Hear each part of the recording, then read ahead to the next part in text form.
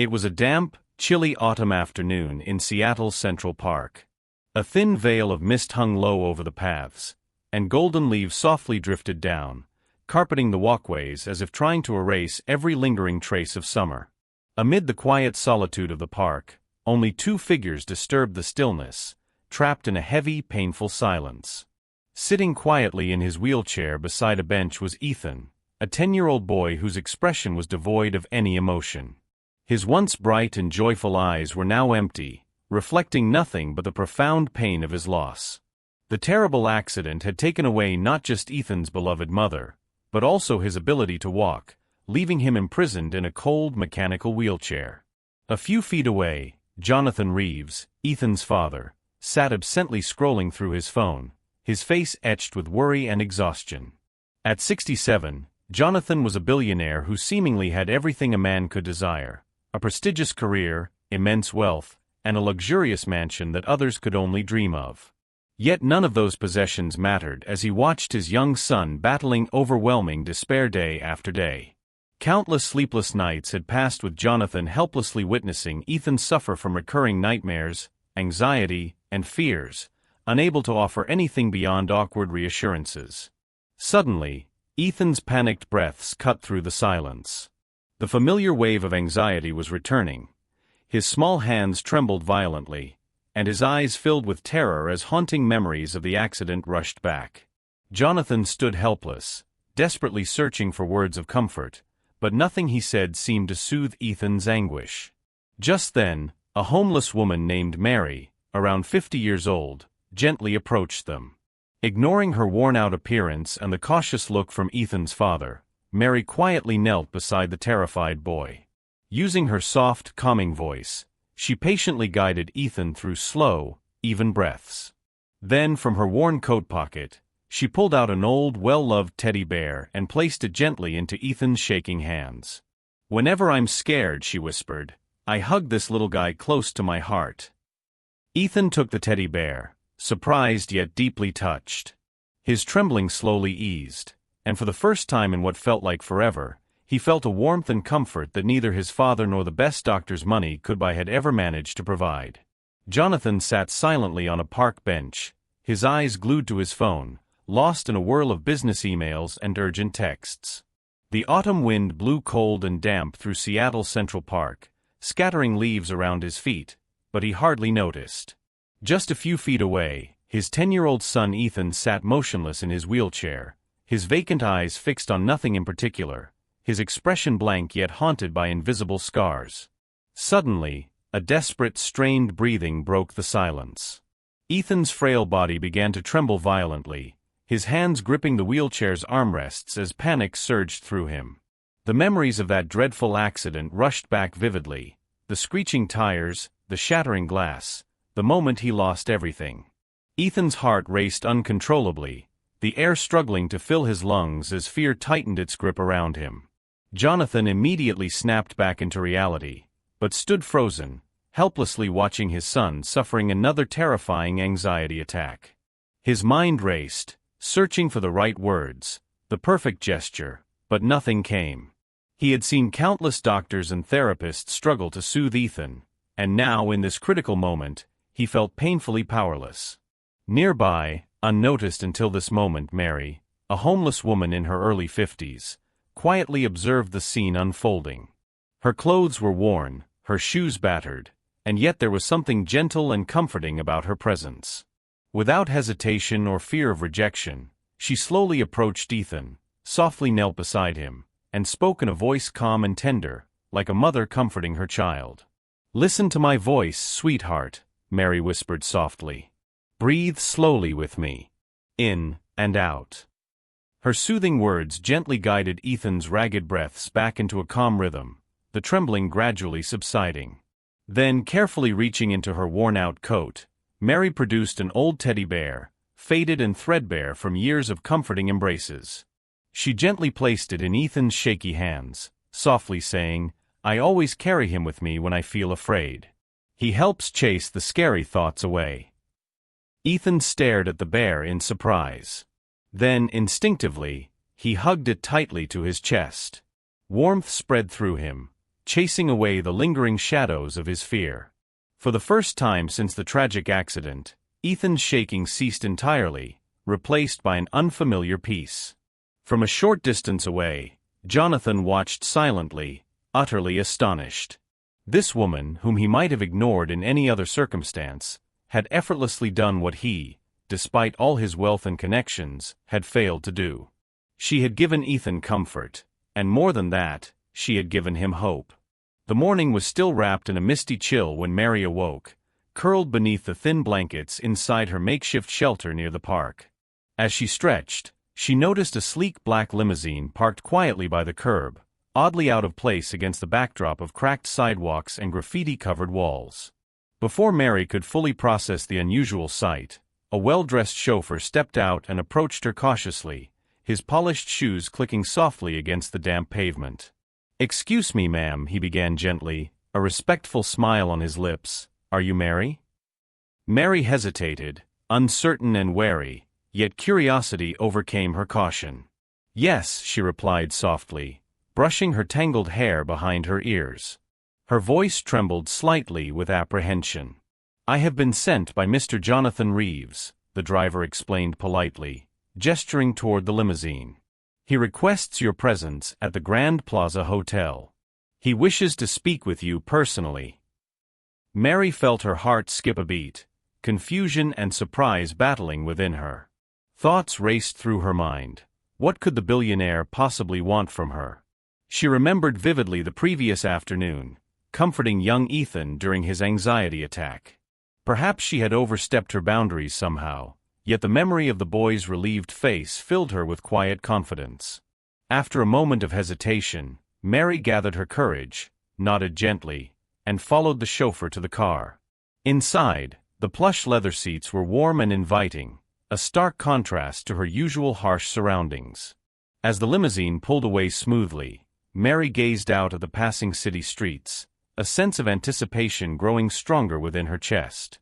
She had no idea what awaited her, but something told her that this unexpected invitation was about to change her life in ways she never imagined possible.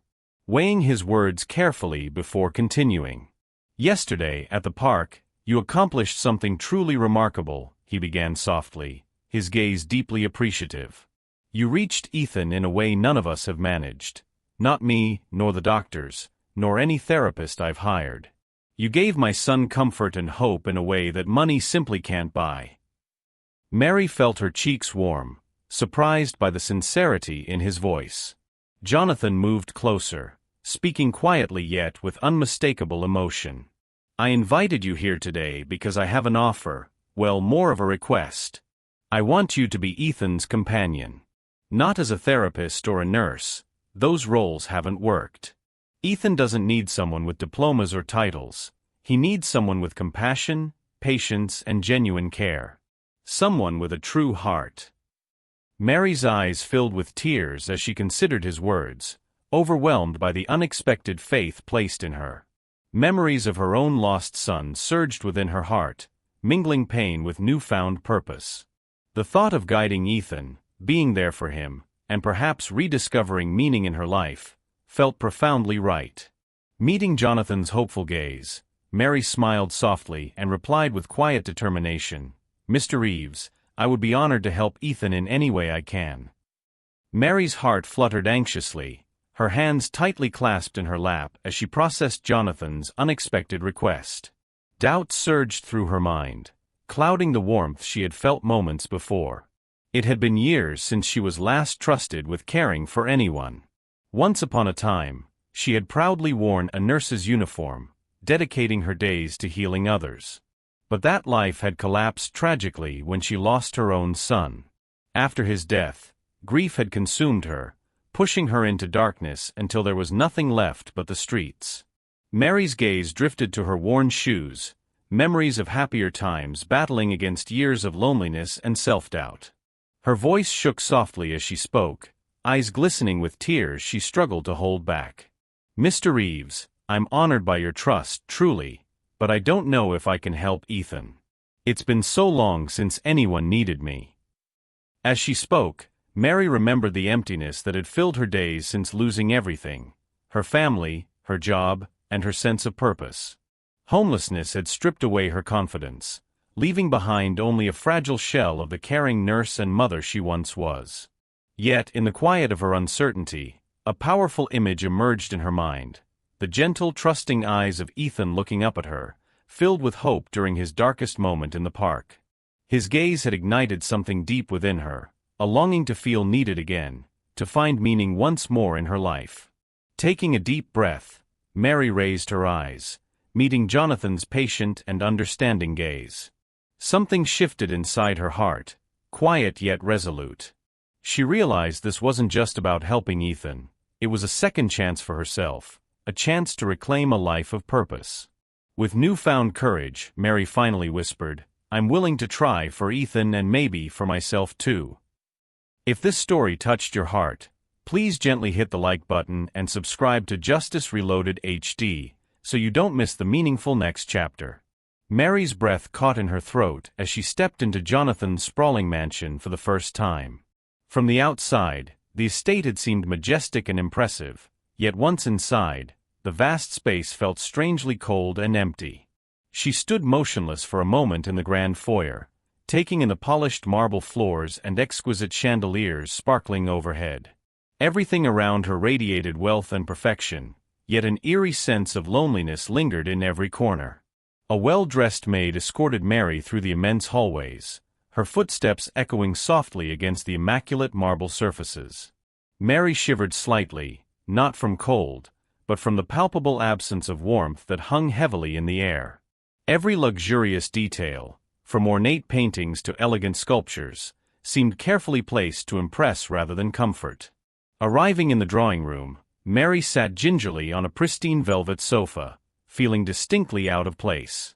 She nervously glanced around at the lavish furnishings, the fine silk curtains, the polished mahogany tables, and crystal vases overflowing with perfectly arranged flowers. The entire room was spotless, pristine, and utterly lifeless. It was a stark contrast to her own humble surroundings, where warmth came not from material possessions, but from genuine human connection. As Mary waited quietly, she couldn't help but reflect on the irony of it all. She who had nothing, was brought here into a world where people seemingly had everything, yet lacked something fundamental: emotional warmth. Her heart softened with compassion, sensing the deep loneliness Ethan and his father must feel, hidden behind the elegant facade. With determination quietly forming within her, Mary resolved to bring warmth and kindness into this grand empty house. Perhaps her presence could bridge the divide between luxury and true comfort, and in doing so, breathe life back into a family that had forgotten how warmth and love truly felt. Mary stood quietly in the hallway, just outside Jonathan's study, unintentionally overhearing the sharp whispers coming from within. Her heart tightened as she recognized the voices: Mr. Andrews, the stern butler, Dr. Hoffman, Ethan's highly respected therapist, and Ms. Clark, the boy's meticulous tutor. A homeless woman? Mr. Andrews scoffed dismissively, his voice barely masking his contempt. To care for our young master? Surely Mr. Reeves must be joking. I must agree, chimed in Dr. Hoffman firmly. This isn't about charity. Ethan requires professional care, someone trained and reliable. Hiring someone from the streets is simply irresponsible. Ms. Clark added hesitantly, though her voice carried equal skepticism. Exactly. With Ethan's delicate condition, how could a person who can't even care for herself possibly take on such responsibility? It's absurd. Mary felt her chest tighten further, each word cutting deeper into wounds she had struggled for years to heal. Doubts she'd momentarily set aside now returned, gnawing at her confidence. The sting of judgment, familiar from her years on the streets, resurfaced vividly. Yet, in the midst of their objections, Mary remembered Ethan's face, his trust-filled eyes gazing up at her, the gentle smile he offered when no one else could reach him. She closed her eyes briefly, holding tight to that memory, using it as a shield against their harsh criticisms. Drawing a steadying breath, Mary straightened her posture and stood taller. She knew these individuals had Ethan's best interests at heart, yet none had truly reached the boy's wounded soul. Though doubt surrounded her, Mary believed that genuine care and compassion could often accomplish more than degrees or titles ever could.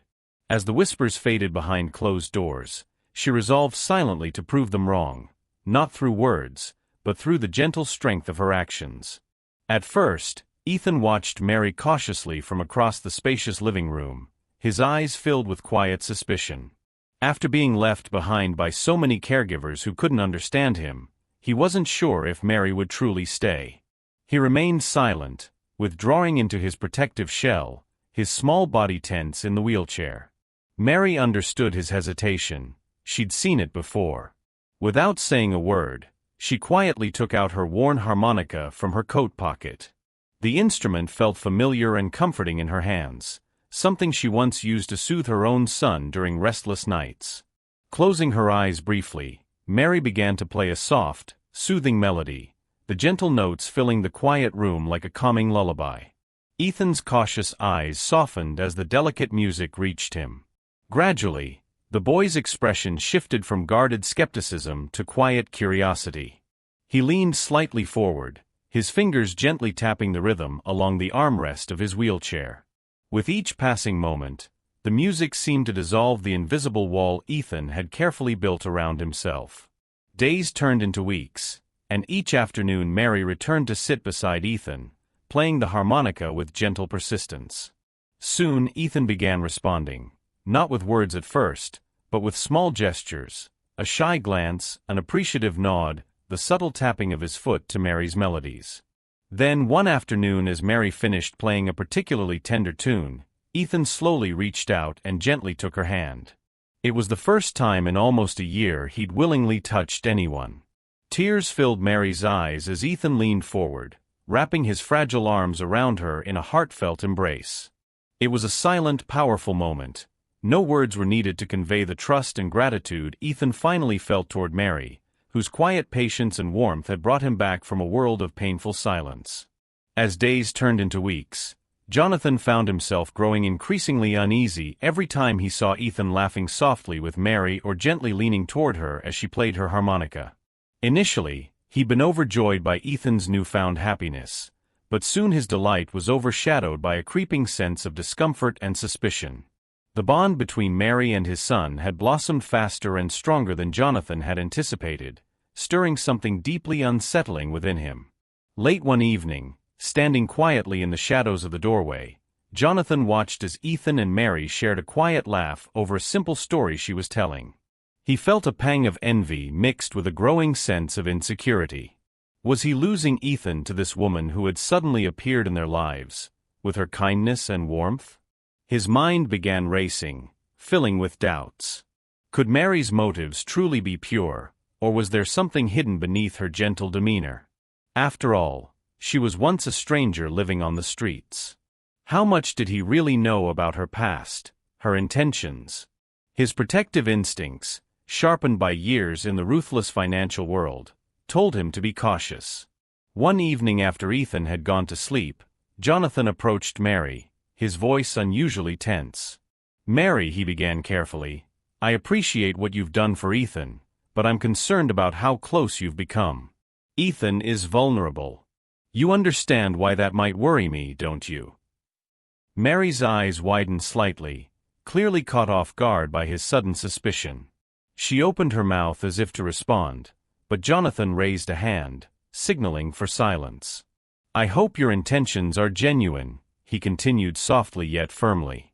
"Because if they're not, I'll do anything necessary to protect my son." As Jonathan turned and walked away, Mary stood quietly, her heart heavy with sadness, realizing that trust was not something easily earned, even in a house that desperately needed it. Late one evening, Jonathan's phone buzzed sharply, breaking the quiet stillness of his study. He glanced down at the screen, instantly unsettled by the unknown number flashing across it. With growing anxiety, he opened the message, and his heart immediately sank as he read the words illuminated before him. "The woman you hired was fired from a hospital for stealing medication." Jonathan felt a sudden rush of anger and betrayal wash over him. His fingers tightened around the phone, and questions spun rapidly in his mind. Could it be true? Had he allowed someone untrustworthy to get so close to Ethan? Doubt and suspicion surged violently through him, overshadowing any previous warmth or appreciation he had felt toward Mary. Unable to contain his fury, Jonathan stormed down the hall toward the living room, where Mary sat quietly reading to Ethan. His voice trembled with barely restrained anger as he entered the room, his eyes cold and unforgiving. "Mary, we need to talk now," he demanded sharply, startling both Mary and Ethan with the unexpected harshness of his tone. Mary stood slowly, concern shadowing her face. Ethan's worried eyes flickered between his father and Mary, sensing tension thickening in the air. Without waiting for privacy, Jonathan's voice lashed out, filled with hurt and accusation. "I trusted you, Mary. I welcomed you into my home, gave you responsibility for my son, and yet now I learn you were fired for stealing medication." Mary's eyes widened in shock, her voice trembling as she desperately tried to respond, "Jonathan, please, that's not." But he cut her off harshly. "I can't believe I allowed myself to be deceived.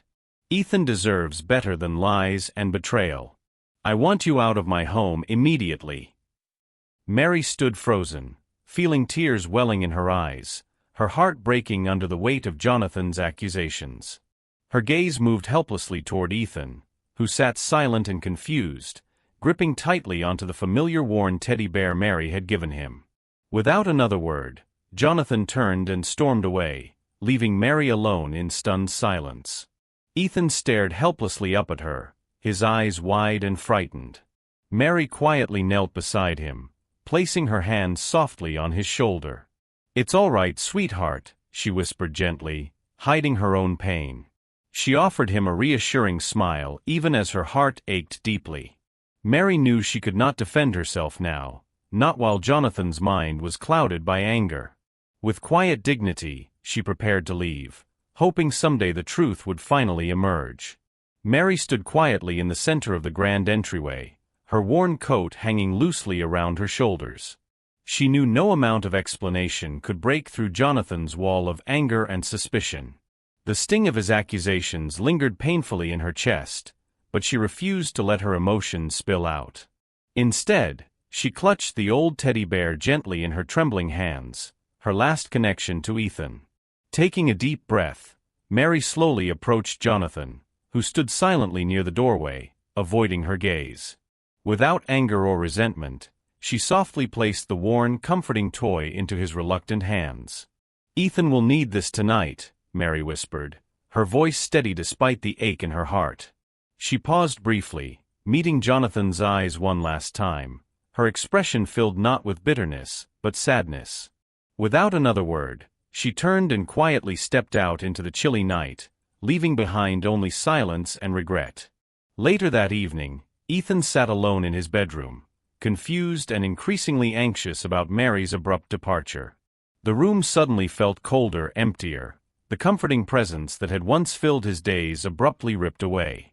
Overwhelmed by loneliness and frustration, Ethan began shaking uncontrollably, his breathing quickening into panicked gasps.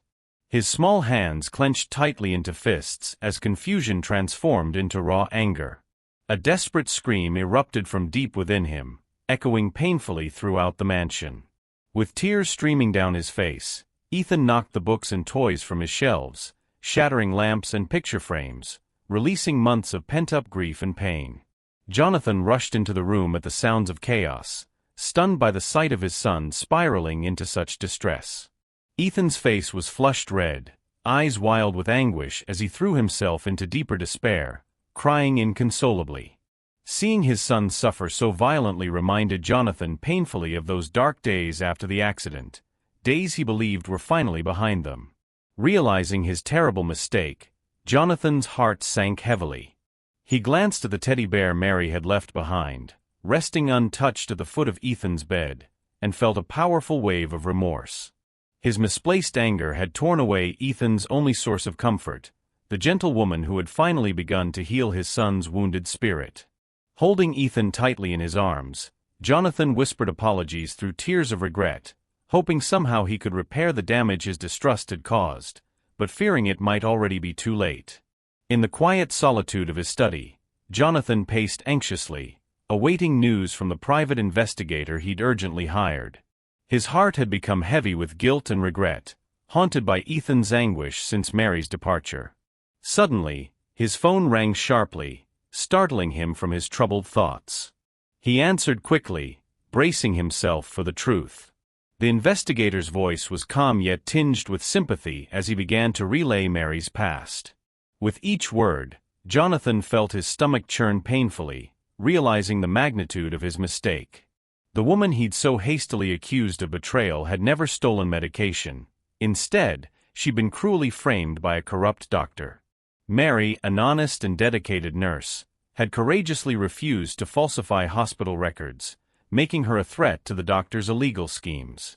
To silence her integrity, she'd been unjustly accused, publicly shamed, and ultimately fired from the profession she had loved dearly. Yet the injustice hadn't ended there. The investigator continued, his tone somber, explaining how Mary's life spiraled tragically after losing her job. Without employment, she'd also lost her health insurance, leaving her unable to pay for her son's critical medical treatments.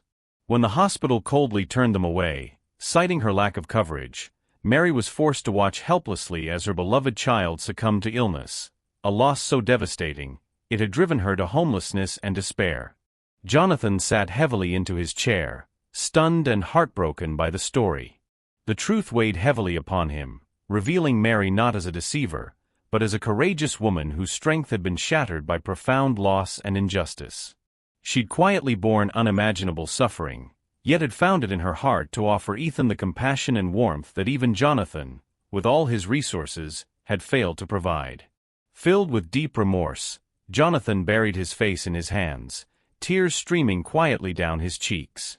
He had acted impulsively, blindly allowing suspicion to cloud his judgment and rob Ethan of the one person who truly understood his pain.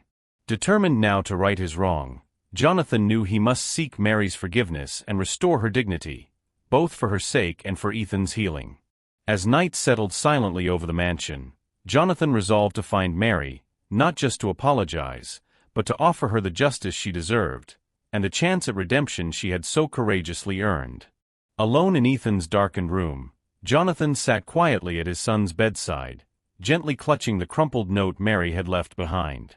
The small lamp beside Ethan's bed cast a soft glow over the handwritten words, now blurred by the tears welling in Jonathan's eyes. His fingers trembled as he read Mary's simple yet powerful message once more. "If this little bear makes you smile just one more time, then my life hasn't been in vain." In that moment, Jonathan felt an overwhelming rush of clarity and shame. How could he have judged Mary so harshly? His heart broke as he realized the depth of her kindness and the profound suffering she had endured. She wasn't simply a compassionate woman who had cared for Ethan. Mary was also a mother, just like he had once been a husband and father, now carrying the heavy burden of loss. She'd been a dedicated nurse whose life had tragically unraveled, stripped away unjustly by cruelty and circumstance, until nothing remained except resilience and compassion. With each word of the note, Jonathan saw clearly the parallels between their lives. Both had once had everything they held dear, only to lose it all in an instant. Yet Mary had chosen kindness, choosing to give rather than succumb to bitterness. In stark contrast, Jonathan had built walls around his grief, isolating himself and Ethan from genuine warmth and healing. Tears spilled silently down Jonathan's face as he looked across at Ethan, now sleeping fitfully, clutching tightly to the worn teddy bear Mary had lovingly entrusted to him. Jonathan's heart swelled with gratitude and regret. The true worth of Mary's gift was more profound than he'd initially understood. Her quiet selflessness had illuminated the darkness within his own soul, awakening a deep yearning for redemption. Gently folding Mary's note, Jonathan placed it carefully on Ethan's bedside table, determination solidifying within him. He knew he couldn't erase the mistakes of his past or bring back everything Mary had lost, but he could honor her compassion and bravery by becoming the kind of father Ethan truly needed. Rising slowly, Jonathan vowed silently to find Mary, apologize sincerely, and ensure she would never again face the harshness of this world alone. For the first time since tragedy had struck his family, Jonathan felt a glimmer of hope that healing was possible, and that kindness, like Mary's, could rebuild lives shattered by pain. The night was bitterly cold, with icy wind sweeping through the empty streets of downtown Seattle. Jonathan Reeves, once a man known for his unshakable poise, now moved with desperation in his steps, stopping at every corner, every shelter, asking the same question over and over. Have you seen a woman named Mary? She's about 50, kind eyes, carries a small teddy bear. His expensive coat was soaked, his polished shoes muddied from hours of searching, but none of it mattered. He would not rest until he found her. Finally, just past midnight, he spotted a familiar silhouette curled up on a bench beneath a flickering light at a quiet bus stop. Mary sat hunched over, wrapped in a thin blanket, her face pale and weary from the cold. She looked up as Jonathan approached, her eyes widening in disbelief. Without a word, Jonathan fell to his knees before her, eyes brimming with tears. "I was wrong," he said, his voice cracking. "I judged you before I truly understood who you are. My son needs you," and he paused, swallowing hard. "I do too." Mary stared at him for a long moment, her breath visible in the icy air. She saw not the powerful billionaire now, but a grieving father, raw and humbled, finally unmasked. The next morning, Mary returned to the mansion, not as a stranger or an outsider, but as someone finally seen for her true worth. Ethan lit up the moment she entered the room, his arms outstretched as he embraced her tightly, burying his face against her shoulder. The warmth in the house, once cold and sterile, returned with her presence. Jonathan kept his word. In the weeks that followed, he established a new charitable foundation, the Gao Fund, named in honor of the little teddy bear that had comforted Ethan during his darkest hours. The fund's mission was clear and deeply personal, to support homeless individuals with backgrounds in healthcare, helping them return to the work they once loved and reclaim their dignity. Mary, now a central figure in the foundation, helped guide its vision with compassion and clarity. She wasn't just Ethan's companion, she became a symbol of healing, resilience, and second chances. As spring returned to Seattle, the once cold mansion bloomed with life. Laughter filled the halls, music from Mary's harmonica drifted softly through the windows, and the garden, long neglected, began to blossom under her care. For Jonathan, the greatest wealth he now possessed wasn't measured in dollars, but in the joy of watching his son smile again, and in the quiet grace of a woman who had once been overlooked, but who now meant everything. The evening sun cast a golden glow across the Reeves estate, bathing the once cold mansion in a soft, comforting warmth. In the grand living room, a small audience gathered, just a few close friends and staff, seated in quiet anticipation. At the center of the room stood a modest stage, lit gently by string lights and framed with fresh flowers from the garden Mary had lovingly revived. It was a simple concert, nothing grand or extravagant, just Ethan, his harmonica resting gently in his lap, and Mary seated beside him with her own well-worn instrument. There was no fanfare, no formal announcement, only a shared understanding that this night was special. As Mary began to play the familiar, soothing melody, Ethan joined in, his small hands steady and confident. The notes floated through the room like a breeze in spring, soft, heartfelt, and full of quiet emotion. Every breath from Ethan's harmonica told a story of pain, healing, and the long road he had walked back toward joy. Jonathan watched from the side, unable to hold back the emotion rising in his chest. His son, once locked in silence and sorrow, now smiled as he played, his eyes sparkling with connection and peace. It was a moment Jonathan had longed for, proof that love and trust had found their way back into his son's life. As the final note lingered in the air, Ethan lowered his harmonica and looked up at the small crowd. Then, without hesitation, he turned to Mary with a grin so wide it nearly lit up the room. "I love you, Miss Mary," he said, his voice clear and full of joy. The room fell silent for a heartbeat, and then came the sound of gentle applause and quiet tears. It was the first time Ethan had said those words to anyone since the accident. And he had chosen Mary.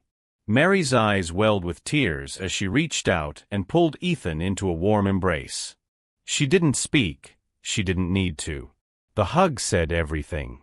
In that simple, beautiful moment, the mansion no longer felt like a fortress of grief or wealth, it felt like a home. Later that night, as guests departed and the house settled into calm, Jonathan stood alone in the hallway, gazing at a framed photo of Ethan and Mary taken just days before.